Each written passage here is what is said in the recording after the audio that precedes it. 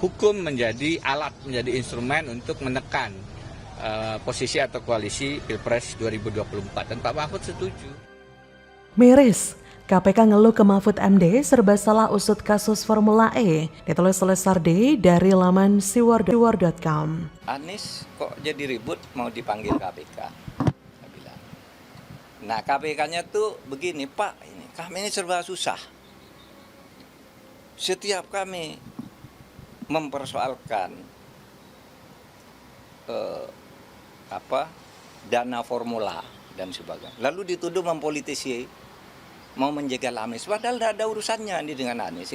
Penjelasan, keterangan sesuai dengan keahlian saya. Itu saja Bang Karni. Membantu KPK untuk menjernihkan, membuat terangnya satu perkara dari keahlian saya. Adapun nanti keputusan KPK lain ya, berbeda dengan saya, itu urusan KPK, bukan urusan saya. Sifat penuduhan yang harus membawa bukti adalah yang menuduh, bukan yang dituduh. Di mana-mana itu kalau Anda menuduh, Anda bawa bukti. Habis energi semua orang kalau semua orang yang dituduh harus bawa bukti. Habis energi kita. Jadi yang harus bawa bukti adalah yang menuduh. Kalau Anda tidak bisa membuktikan tuduhannya, tidak bisa membawa bukti, ya batalin tuduhan itu. Jadi kalau Anda bisa seorang membuat tweet, ini ngambil uang sekian, bawa dong buktinya. Kalau Anda tidak bawa buktinya, jangan. Kalau tidak, semua orang kita bisa terima 10 tuduhan. Kita habis energinya membantahi semua. Gini, saya jalan saja. Bismillah, tawakal Allah. Mungkin sebagian dari masyarakat sudah lelah dan bosan menunggu episode terbaru dari drama pengusutan kasus Formula E oleh KPK. KPK terus mengusut tapi publik tertawa dan lebih yakin kalau KPK hanya mengendus kasus ini. Sebenarnya, KPK serba salah karena menjadi korban dari framing tak sedap dari buzzer-buzzer Anies yang super lebay. Katanya sih KPK terus mendalami kasus dugaan korupsi penyelenggaraan balap Formula E. Tapi hingga saat ini belum ada penetapan tersangka. Menko Polhukam Mahfud MD mengaku sempat mendapat keluhan dari KPK. KPK serba salah ketika akan mengusut kasus Formula E, tapi selalu dikaitkan dengan Anies. Kata Mahfud MD, itu saya tanya, Anies kok jadi ribut mau dipanggil KPK?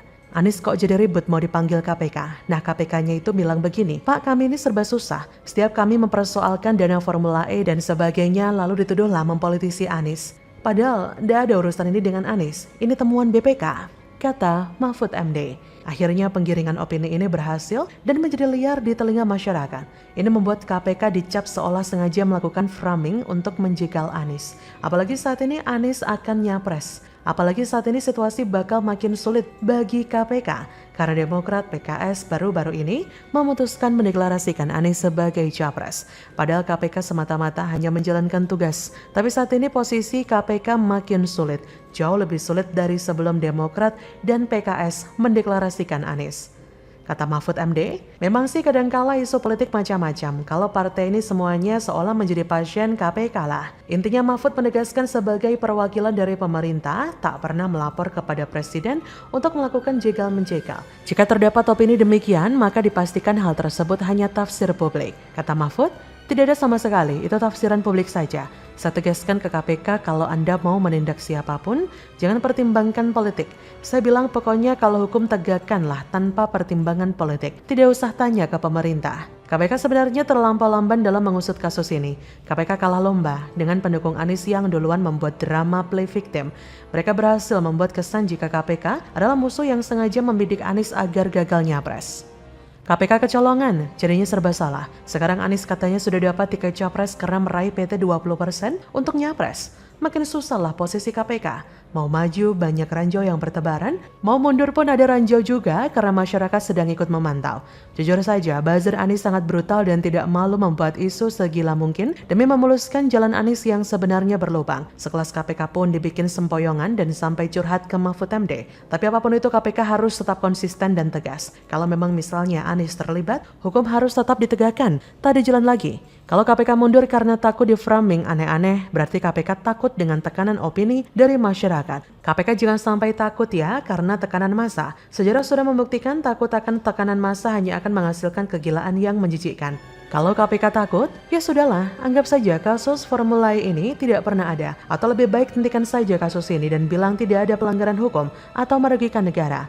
Tian, KPK hanya mengeluh, percuma saja, tak akan selesaikan masalah. Tapi biang kerok ini memang disebabkan oleh Nasdem. Gara-gara partai satu ini iklim politik jadi aneh dan anomali. Mendukung Anies sama dengan memberikan panggung kepada pendukung dan buzzer Anies yang rada-rada stres itu untuk menebar kebodohan. Bagaimana menurut Anda?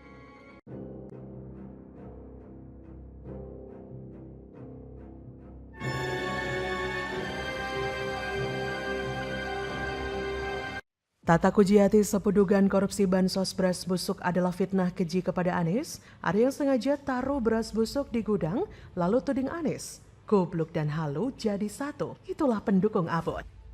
Meski kasus ini terjadi dari tahun 2020, tapi sampai hari ini belum ada upaya serius untuk menyelesaikan dugaan korupsi terhadap hampir 3 triliun rupiah uang milik rakyat DKI Jakarta.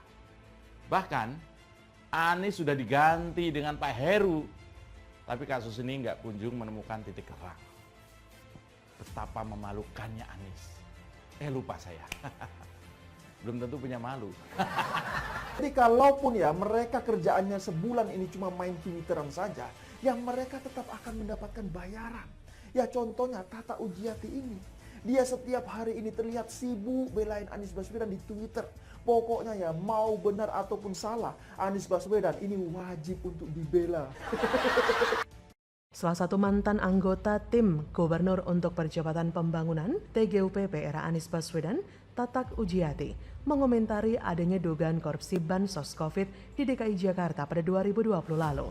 Lewat unggahannya di laman sosial Twitter, Tatak merespon sebuah berita yang berisi bantahan Kepala Dinsos DKI Jakarta soal temuan tumpukan beras busuk yang disebut bukti dugaan korupsi bansos tersebut. Berikut tulisnya via Twitter 16 Januari. Yang bertanya soal beras bansos DKI perlu membaca penjelasan Kadinsos ini. Saya sih no comment ya, sebab tak lagi bertugas di DKI. Tapi saya percaya apa yang disampaikan Bu Kadis, sebab ada pemisahan urusan antara BUMD dan Pemda. Masalah di BUMD tak harus berkaitan dengan Pemda. Ia lantas mengutip pernyataan Kadinsos dalam berita tersebut yang menyebutkan jika Kadinsos DKI menampik kabar temuan beras di gudang sewaan kawasan Pulau Gadung merupakan bansos 2020 yang tak disalurkan. Karena kontrak dengan Perumda Pasar Jaya dalam pengadaan bansos untuk warga terdampak COVID telah berakhir 31 Desember 2020. Unggahan tersebut pun lantas dikomentari para warganet.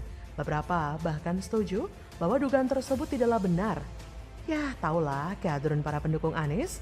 Seperti akun @rohmat menyebut, beras busuk milik Jin ditaruh di gudang BUMD DKI buat framing atau fitnah Pak Anies. Apa mungkin ke sana arahnya? Kemungkinan selalu ada. Tapi, warganet lain pun punya pandangan berbeda. Seperti akun @pardo.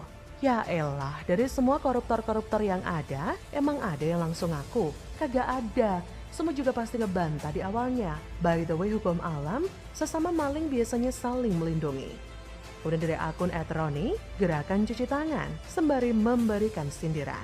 Heran juga ya dengan pembelaan Tatak Ujiati ini, karena dalam bukti-bukti yang ada yang telah beredar di media sosial, sudah menampakkan bahwa beras bansos tersebut memang sudah ada sejak 2020, yang dimana DKI saat itu dipimpin oleh pemimpin pujaannya, yaitu Anies Baswedan.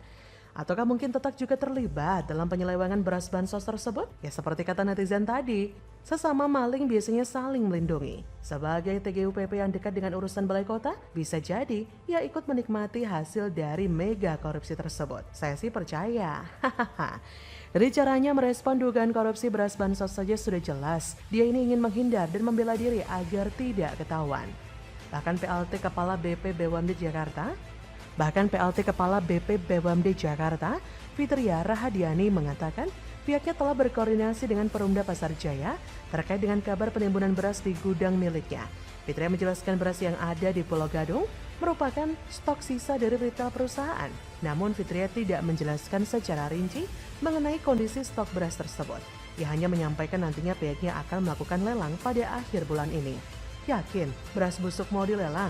Penjelasan di atas belum cukup memuaskan publik. Adapun pihak berwenang kita dorong ya untuk segera menyelidiki kebenarannya karena keterangan mengenai rencana lelang seperti yang diutarakan Kepala BP BUMD DKI sepertinya bukan seperti itu penjelasan objektifnya. Bagaimana mungkin mereka melakukan lelang untuk kondisi beras yang sudah rusak dan bahkan ditumbuhi jamur? Siapa yang mau beli? Publik seakan-akan diminta menerima begitu saja keterangan dari Kadinsos yang asal bunyi. Jika ada yang bilang buzzernya Anies sebagai sumber kekacauan tanah air, ya saya setuju banget ya. Kenapa? Karena pola pikirnya itu sedangkal itu.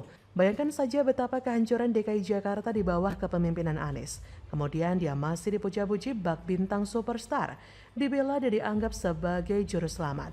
Segala kasus yang menghampirinya disebut sebagai fitnah. Waduh, suci benar. Pola pikir buzzer Anies tidak seperti kebanyakan orang normal. Otak dan mata mereka sudah dipenuhi dengan noda hitam. Makanya mereka nggak bisa melihat dengan jelas mana yang benar dan mana yang salah. Jadi, bagaimana menurut Anda?